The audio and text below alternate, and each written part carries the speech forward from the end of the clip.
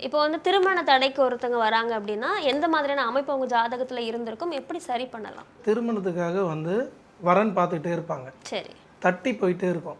அதுக்கு என்ன காரணம் அப்படின்னா, அவங்களுக்கு ஜாதகத்தில் ம். ஏதாவது ஒரு இடத்துல குரு, சனி, கேதுன்ற இந்த 3 கிரகங்கள் சேர்ந்து இருக்கும். அப்படி இல்லைன்னா குரு, சனி இருக்கும்.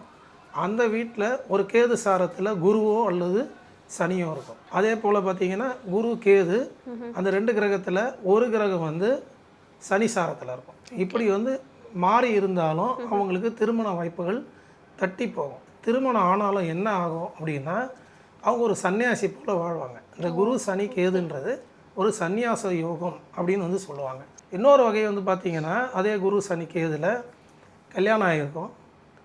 அதாவது கணவனோ அல்லது மனைவியோ தவறிடுவாங்க. அந்த குழந்தையோட அவர் வந்து ஒரு சன்னியாசி போல் வாழக்கூடிய நிலை.